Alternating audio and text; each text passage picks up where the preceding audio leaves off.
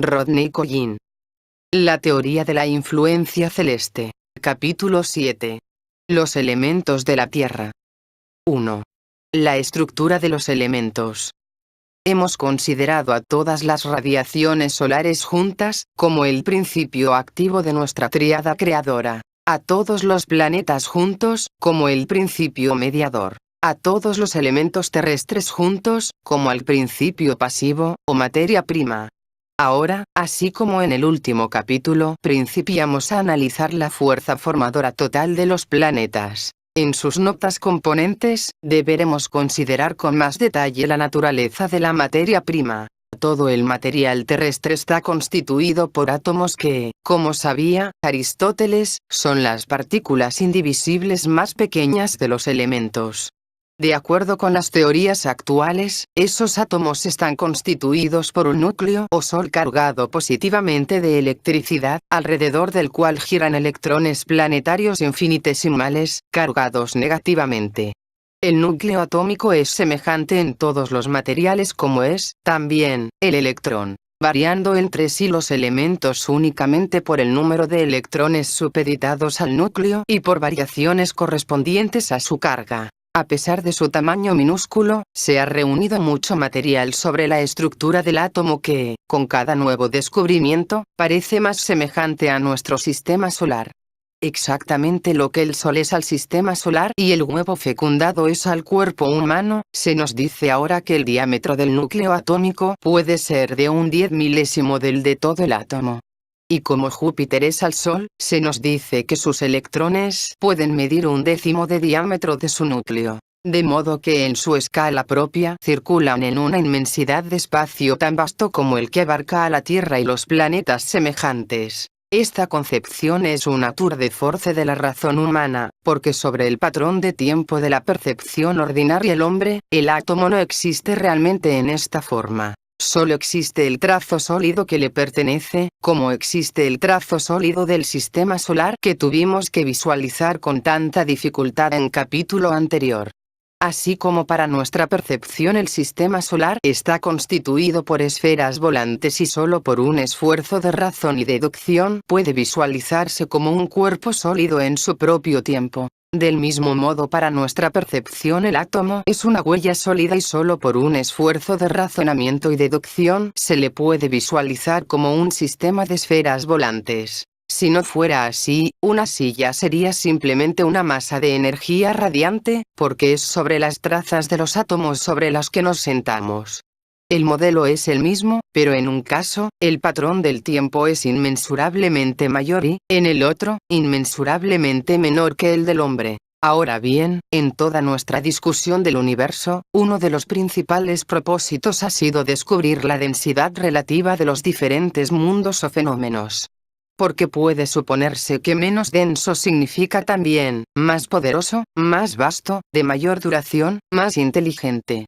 Y es nuestra finalidad la comprensión de la inteligencia. Recordamos que el proceso de crecimiento, por el que creemos ha sido creado todo el universo, podría describirse con la fórmula: descenso del espíritu a la materia y donación de forma.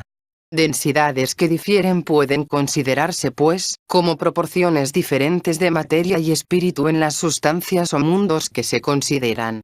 La misma idea ha sido expresada por algunos escritores, como proporciones diferentes de materia y movimiento o de materia y energía. O, aún más simplemente, como diferentes niveles de energía o, nuevamente, como diferentes escalas de tiempo. La intención es la misma. Se trata de establecer una especie de patrón de medida, capaz de medir todos los seres y todas las fuerzas desde el absoluto hasta el abismo. En un capítulo anterior parecía posible establecer una escala de densidad o, inversamente, una escala de poder para los planetas. ¿Es posible alguna escala así para los elementos de la Tierra? En muchas épocas se hicieron intentos para clasificar el pequeño puñado de elementos entonces conocidos, en atención a su nobleza o su virtud.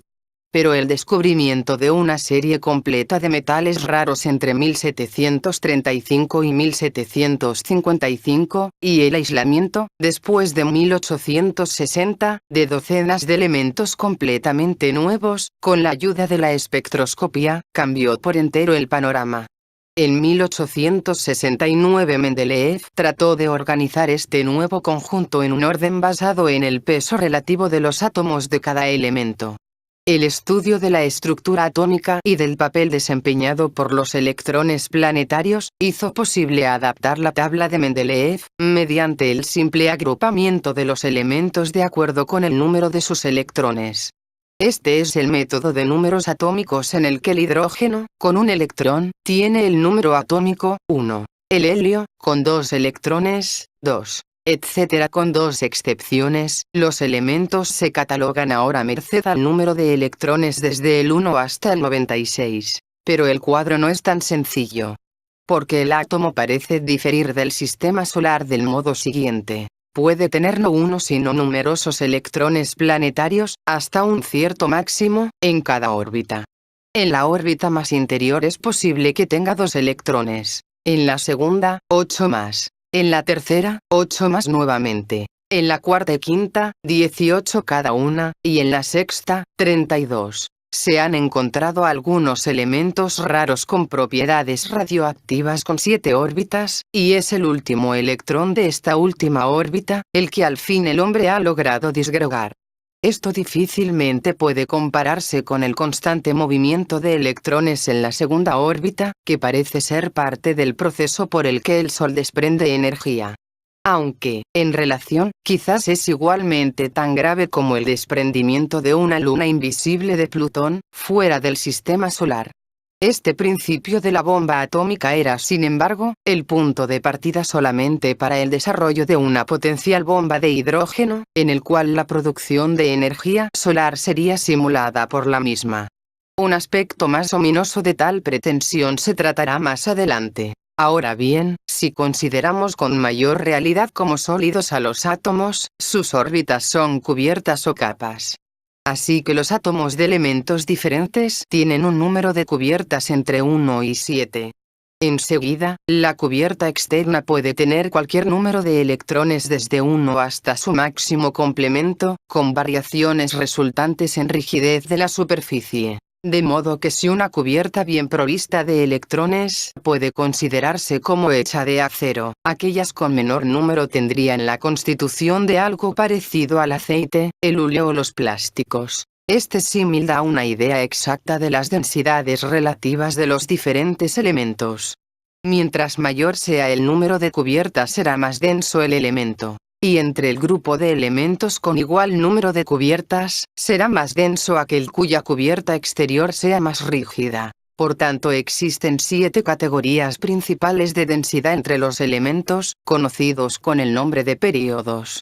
Pero dentro de cada período hay a su vez, una variación de actividad en relación con el número de electrones en la cubierta más exterior. Cada elemento es atraído por aquel que posee el número complementario de electrones, del modo como el sodio, con un electrón sobrante, se inclina naturalmente por el cloro, al que falta uno, para formar sal. Aquí tenemos un paralelo exacto de la analogía platónica de las almas humanas que buscan la mitad complementaria de la que fueron separadas en la primera creación. Esto es el macho y la hembra de los elementos. El metal positivo es impelido irresistiblemente a combinarse con el metaloide negativo, en proporción exacta a su contraste. Cada elemento es incompleto por naturaleza y busca completarse, con excepción de aquellos cuyo complemento electrónico es entero y que no necesita de un socio. Estos son los llamados gases raros o nobles, helio, neón, argón, criptón y xenón, cuyas cubiertas serían tan resistentes y pulidas que ningún elemento podría encontrar un resquicio. Recordamos las condiciones de la superficie lunar, donde nada se altera y toda posibilidad de cambio está ausente. La escala general de densidad de los elementos empieza a aclararse. En la primera categoría, con una cubierta, encontramos al hidrógeno y al helio, cuya rarificación y grado de potencialidad les dan alguna particular afinidad por el Sol donde, como hemos visto antes, desempeñan parte especial en la generación de la energía solar. En el otro extremo de la escala, con 7 cubiertas, encontramos a los elementos radioactivos. Radio, actinio, torio, protactino y uranio, cuya densidad es tal que no pueden existir naturalmente en la superficie de la Tierra, sino que son descubiertos por el hombre en cantidades infinitesimales, en lugares completamente alejados de la influencia vivificante de la radiación solar, como en los interiores rocosos de las montañas, en los lechos de lava y en el limo del fondo de los mares. Aún así, estos elementos tienden a hacerse menos densos, siendo precisamente su radiación un recurso para elevarse a sí mismos hasta los elementos más finos de la serie de encima. El uranio, 92, tiende a convertirse en radio, 89, que a su vez tiende a disgregarse en helio, 2, y en el radón, 86, gas inerte. En verdad, el fenómeno de la radioactividad es curiosamente misterioso y paradójico. Es probablemente más común bajo la superficie de la Tierra que lo que se reconoce y, de hecho, puede representar un tercer principio posibilitador en el campo geológico, exactamente como el aire es un tercer principio posibilitador para el mundo orgánico y la luz lo es para el planetario. La radioactividad como una tercera fuerza, puede ser a su vez el factor desconocido en ciertas transmutaciones subterráneas, las que resultan en materias de inmensa energía latente, el petróleo, por ejemplo. Todos los elementos de esta última categoría aparecen en inmensos periodos de tiempo, tratando de trepar hasta el nivel del plomo, el elemento común más denso, que pertenece al período colocado por encima. En este proceso, la sola transmutación natural de átomos que conocemos sobre la Tierra, puede hacer posible apreciar el trazo de algún prolongadísimo proceso de evolución o refinamiento terrestre. De modo que en el hundimiento del átomo de uranio el hombre está haciendo en la fracción de un segundo lo que la naturaleza haría en algunos millones de años. Desde el punto de vista de semejante evolución, lo que puede ser más grave es la recolección de grandes cantidades de este material abismal y la creación, por su propio propósito destructivo, de nuevos elementos, neptunio, 93, plutonio, 94, americio, 95, y curio, 96, todavía más densos que aquellos que la Tierra tiene que elevar a la vida tan penosamente. Todavía están por verse los efectos de esta blasfemia. 2. Octavas elementales. Cuando buscamos un diseño en la tabla de elementos tal como se dispone de la manera habitual, nuestra impresión es la de un orden extraordinariamente sutil y escondido. Mas cuando pretendemos apartarle el velo, nos elude. Las cosas no son tan sencillas como parecen a primera vista. En el primer período el hidrógeno está solo. Es un elemento único que se combina con la mitad del resto, pero que claramente no tiene semejante. Como la energía solar, no tiene par. Los dos períodos siguientes tienen 8 elementos cada uno y recordamos la disposición de la octava que, considerando los planetas, deducimos que debería ser válida a través de toda la creación. En el tercer período hay un indicio, la secuencia de los pesos atómicos del neón, 20, al argón, 40, es exactamente la recíproca de la secuencia de vibraciones de una octava descendente, con un elemento extra, el fósforo, que llena el medio tono entre mi y fa. Por lo tanto, los primeros 3 períodos se disponen así, por sí mismos. En el cuarto período encontramos nuevamente una relación casi exacta de pesos en octava, desde el argón, 40, hasta el criptón, 84, gases inertes. Solo nosotros disponemos de tan numerosos elementos para las notas interpuestas. Empezamos a preocuparnos por el número de elementos raros descubiertos en el último siglo y sin cuyo conocimiento el hombre se arregló para existir satisfactoriamente durante muchos miles de años. Puede ser, nos preguntamos, que el titanio o el vanadio, que solo existen en filones de otros minerales, tengan realmente una importancia igual desde el punto de vista de la Tierra, al argón, por ejemplo, que constituye el 1% de toda la atmósfera. Y con este pensamiento se nos ocurre, en algunos casos las notas de nuestras principales octavas están divididas a su vez en octavas menores, y que estos elementos raros no constituyen notas cabales sino solo notas de octavas interiores, siendo necesarias 3 o 7 de ellas para obtener una nota completa. Teniendo como base este principio, resulta fácil descubrir las notas del cuarto período. Llegados a este punto, empieza a filtrarse más luz. Los 7 períodos de los elementos, es decir, las categorías de átomos divididos de acuerdo con el número de sus cubiertas, constituyen de por sí una octava descendente. La tabla completa forma una octava multiplicada por una octava, o una octava al cuadrado. La constitución física de la Tierra se revela a sí misma como una escala sólida, cuyas notas son las que forman armónicos más finos. Toda la estructura atómica de nuestro mundo está constituida, de ser así, por música cristalizada y silente. Luego, con el quinto período hemos alcanzado la nota mi en esta octava descendente de períodos. Y empezamos a descubrir una tendencia para que esta octava falle. Lanzados con toda la fuerza de la energía creadora del Sol, los pesos atómicos se quintuplican en el segundo período y se duplican en el tercero. En el cuarto se necesita la asistencia de numerosas octavas internas para lograr el requisito de doblar y, en el quinto, aun con este impulso, el grado de aumento no alcanza esta proporción. El peso atómico del xenón es solo de 131, en comparación con el de 84 del criptón. Nos damos cuenta que hemos alcanzado el intervalo o medio tono entre mi y fa. Y, ahora, en el sexto período, aparece un fenómeno muy curioso. Nos encontramos súbitamente con un grupo de 14 raros elementos terrosos, descubiertos en el siglo XIX, cuya principal característica es el que prácticamente es imposible aislarlos. Forman lo que podría ser un bloque intensamente coherente que solo mediante los métodos más complicados de cristalización fraccionada podrían separarse. Y claramente constituyen, no octavas internas, sino una octava más interna, en una nota de una octava interior.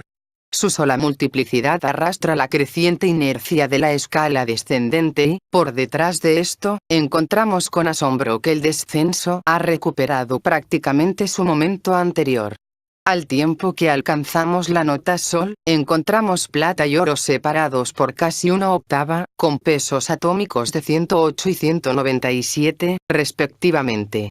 El impulso de la octava descendente está rezagado todavía respecto a una duplicación perfecta de densidad, aunque muy poco. El papel de los elementos raros, sobreponiéndose a la caída de la octava en el semitono, ayuda a explicarnos el método cósmico de pasar este momento universal de resistencia. Como un general que deshace su columna en una masa de individuos independientes para vadear un río, la naturaleza, en su caso, se rompe en una multiplicidad. Del modo como los 14 elementos raros son usados para cruzar un solo semitono en la tabla de elementos, así el tropel de asteroides llena el medio tono planetario entre Marte y Júpiter. Y, otra vez todavía, la multiplicidad de la vida orgánica hace puente en el intervalo entre el Sol y la elemental esfera desnuda de la Tierra, sin el que no habría medio de absorber la radiación solar. Cuando en esta forma hemos completado el arreglo de la tabla de elementos encontramos, como anticipamos, que forma una octava al cuadrado. Todo lo que es la primera octava horizontal o período, está ocupado por el elemento hidrógeno, con su afinidad especial por el Sol y su inmensa potencialidad. Por así decirlo, el hidrógeno sería espíritu en la armazón de elementos. La vida misma depende de una exacta concentración de iones de hidrógeno en el líquido orgánico. El segundo período, desde nuestro punto de vista, está identificado especialmente por los elementos carbono, nitrógeno, oxígeno que forman con el hidrógeno en su infinita unión, la variedad del mundo orgánico. Se han identificado alrededor de 250.000 de tales combinaciones. Representan el vehículo de la vida. El tercer período introduce al sodio y el cloro, que como sal, son la base de toda la forma y tensión orgánica.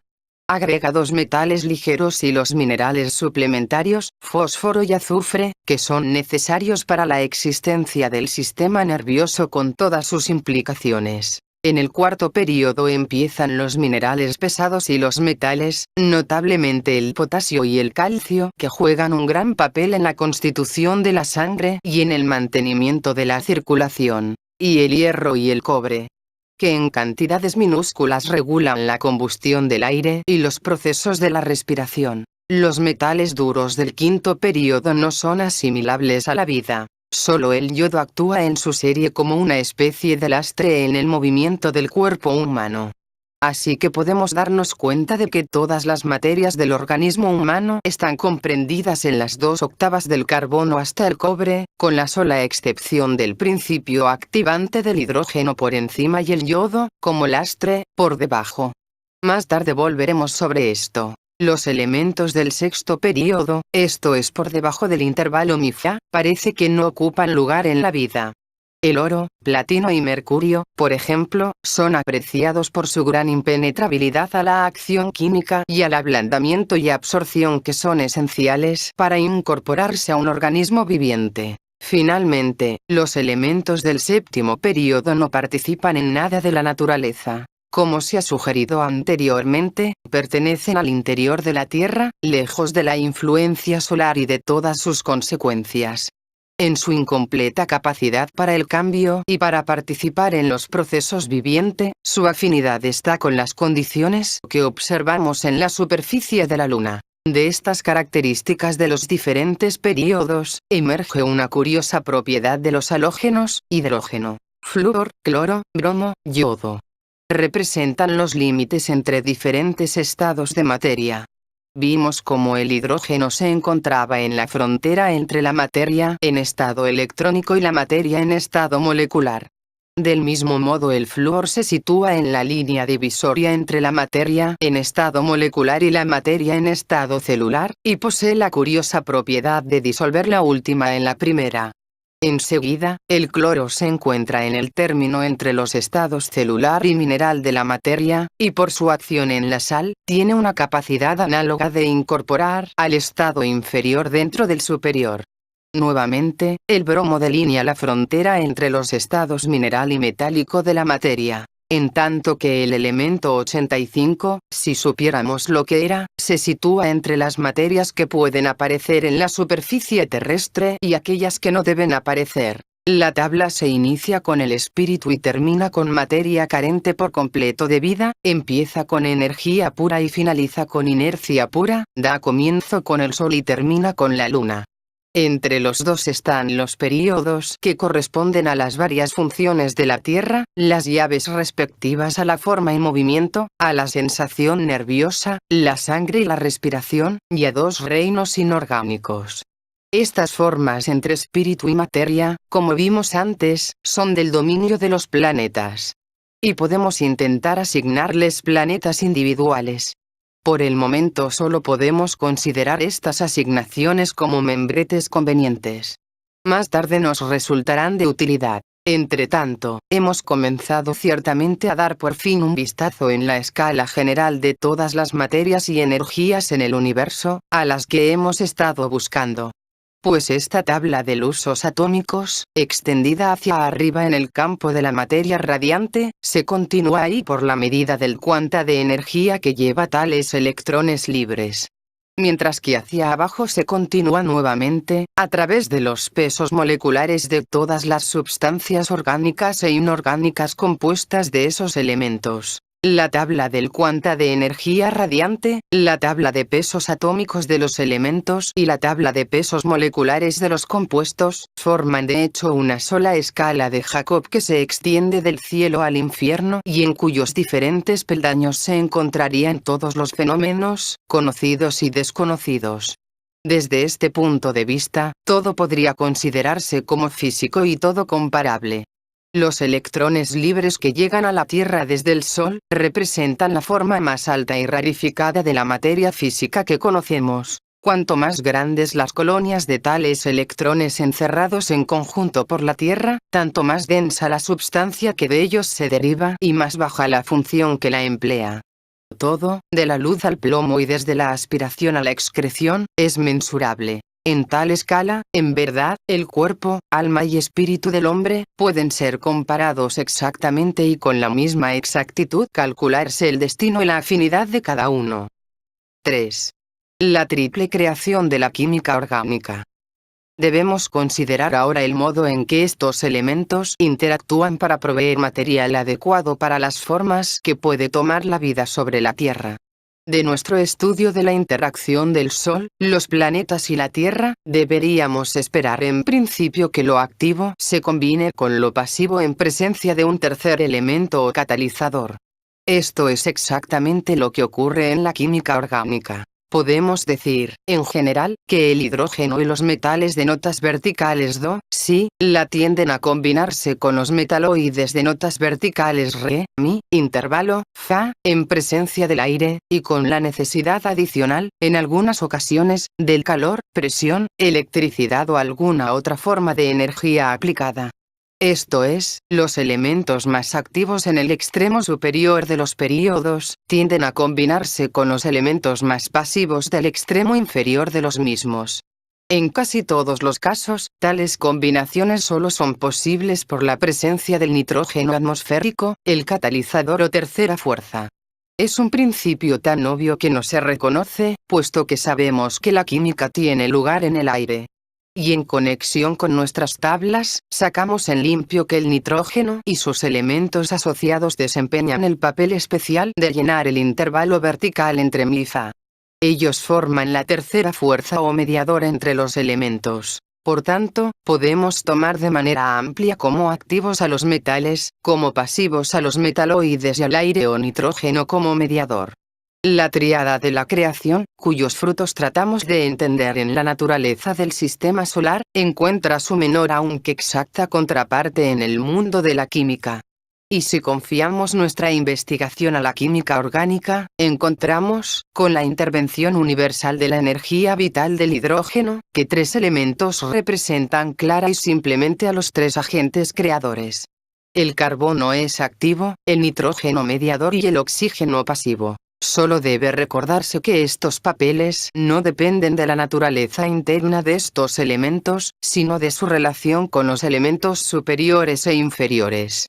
Por tanto, en una combinación de hidrógeno con nitrógeno, el carbono se convertirá en mediador y el nitrógeno en pasivo. En tanto que en otra combinación, el oxígeno, por ejemplo, estará situado entre el hidrógeno y el sodio y actúa como mediador de aquellos. Empero, entre estos mismos, el carbono puede actuar siempre como activo, el nitrógeno siempre como mediador y el oxígeno siempre como pasivo.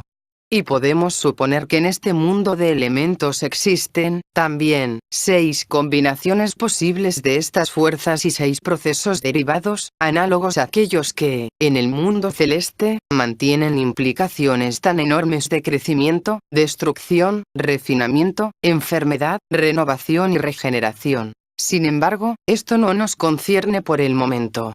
Ahora tenemos que intentar el estudio de cómo los átomos de los elementos simples, que representan la materia prima del aire y de la tierra, de la materia en estado molecular y en estado animal, son gradualmente incorporados en las complejas formas de la vida celular. Primeramente, estos átomos resultan encerrados en conjunto por unidades, pares, tríos, sextetos, docenas, para crear las moléculas de cuerpos compuestos.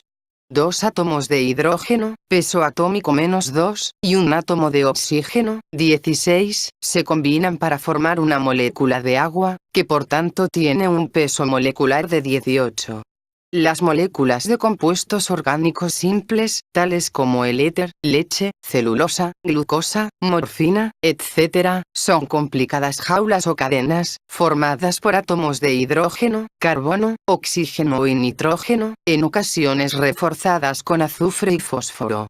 Estos compuestos orgánicos, esenciales para la vida orgánica, pero de los que no puede decirse que sean orgánicos ni vivientes, tienen en su mayor parte pesos moleculares que fluctúan desde 16, metano, hasta 1000 o más. Y bien, si como hemos visto, los elementos puros están armónicamente relacionados en 7/8 según sus pesos atómicos, deberíamos esperar que estos compuestos orgánicos estuvieran relacionados de modo semejante a los moleculares.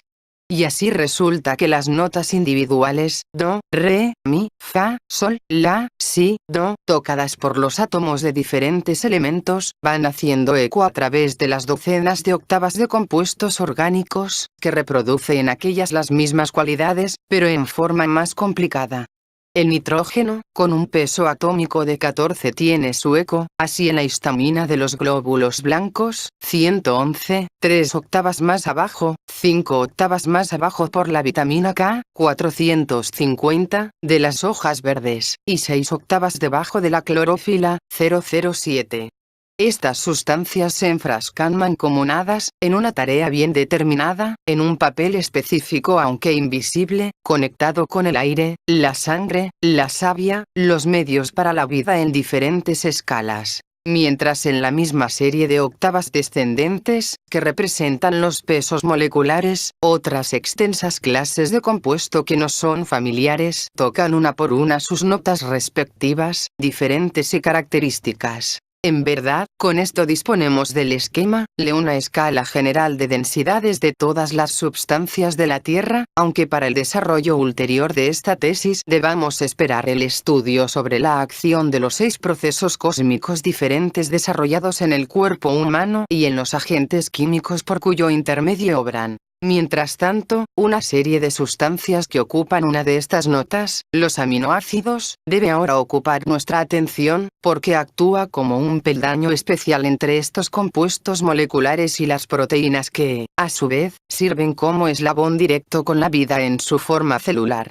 Estos aminoácidos poseen una curiosa doble naturaleza, mitad ácido y mitad álcali, y están capacitados, por tanto, para combinarse en complicadas cadenas, tomando el extremo ácido del uno al extremo alcalino del siguiente. Existen alrededor de 25 diferentes aminoácidos, los ladrillos de la vida orgánica, que combinados de diferentes maneras forman una variedad casi infinita de estructuras distintas. Cuando esas estructuras alcanzan un determinado grado de elaboración, nos encontramos entre las proteínas naturales, un paso más cerca de la vida en su sentido reconocible. ¿Están de por sí vivas las proteínas? Difícil es afirmarlo. En el sentido en que una casa puede vivir, en tanto que no puede ocurrir lo propio con un ladrillo, sí. Pero no, en el sentido en que una planta sobre el muro está viva, mientras que la casa misma no lo está. Sin embargo, considerando su trabajo en una condena de procesos diferentes de vida, en la digestión de alimentos, en la promoción del crecimiento, haciendo posible la reproducción, no podemos sino pensar que, abordando las proteínas, liemos ya, aún sin saberlo, la desconocida frontera entre lo viviente y lo inerte. Para obtener la clase más simple aún de molécula proteica, muchos cientos de aminoácidos deben disponerse en una forma definida, llamada quiclolo. Por tanto, mientras que el peso molecular de la mayoría de los aminoácidos es alrededor de 130, una proteína elemental, la albúmina de la clara de huevo, tiene un peso molecular alrededor de 34.000.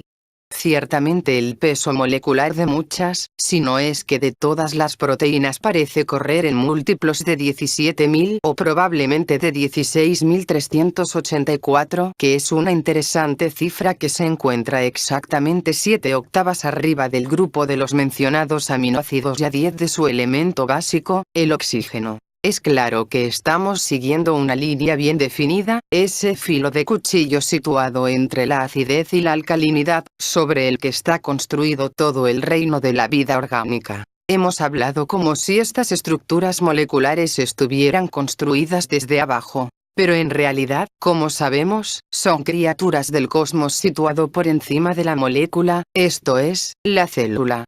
Esta, en un tiempo increíblemente corto, produce todas las proteínas y otros compuestos que necesita, los mismos que de poder llegar a simularlos el hombre, es solo mediante esfuerzo y paciencia enormes. Los químicos trabajan laboriosamente, dice el Dr. J. Y. Butler, transforman compuestos paso a paso, usando poderosas sustancias químicas, calor y algunas veces la acción eléctrica, para lograr los cambios que requieren. Pueden necesitarse meses en una complicada serie de reacciones para construir un compuesto que una sola célula puede hacer en cosa de minutos o de horas. Esto es bien comprensible porque si la célula labora en tiempo celular, el químico trabaja con el tiempo del hombre que, como vimos antes, es cerca de 5000 veces más lento. 10 minutos para la célula equivalen a un mes para el hombre y una cantidad comparable de trabajo pueden hacer y hacen uno y otro en los dos periodos respectivos. ¿Qué es en realidad la transición de la molécula proteica a la célula, esa estructura tan característica de la vida orgánica, y cuál es el organismo más inferior al que de ordinario atribuimos la calidad de vida? En el interior de la célula existen minúsculas partículas llamadas genes, cada una de las cuales, de algún modo misterioso, porta el signo de una sola característica del gran organismo de que esa célula forma parte. Un gene probablemente no consiste más que en 10 moléculas proteicas, es un diseño en escala molecular de una característica del organismo celular completo. 100 o más genes forman una sección entre las 10 o más que constituyen un cromosoma. En tanto que desde 10 a 100 cromosomas, un núcleo, y otros elementos menores demasiado numerosos para mencionarlos, envueltos dentro de un saco o membrana de celulosa, constituyen juntos una célula. Anteriormente, considerando a los cosmos en general, establecimos una relación entre el cosmos de una molécula simple y el cosmos de una célula. Ahora vemos que entre estos dos cosmos vecinos se extiende una escala completa de organismos intermedios. Más aún, disponiendo en orden esta escala y colocando a su lado la cifra aproximada de multiplicación de peso de uno al siguiente peldaño, encontramos una serie que nos recuerda mucho a una octava ascendente. No. Molécula de hidrógeno, por 10, Re. Molécula de compuesto simple, ejemplo, agua, por 10, Mi. Molécula de aminoácido, por 1000, Fa. Molécula proteica, por 10, vida, Sol. Gen, por 100, La. Sección de un cromosoma, por 10, Si. Cromosoma, por 50, No. Célula. Ahora podemos comprender por qué, alcanzando la molécula proteica, tenemos la prevención, si no es que la prueba, de alguna gran transición. El intempestivo factor prolongado de multiplicación entre la molécula del aminoácido y la molécula proteica, representa en verdad ese intervalo natural entre las notas Mi y Fa que en otra escala vimos ocupado por el reino de la vida orgánica sobre la Tierra. Por debajo de este punto, las notas de nuestra presente octava pertenecen claramente al mundo molecular. Por encima de este, ellas se alían al celular. En este intervalo para cruzar el espacio entre los dos mundos, ha intervenido algo invisible e intangible. A este factor, en nuestra limitada comprensión humana de la palabra, llamamos vida.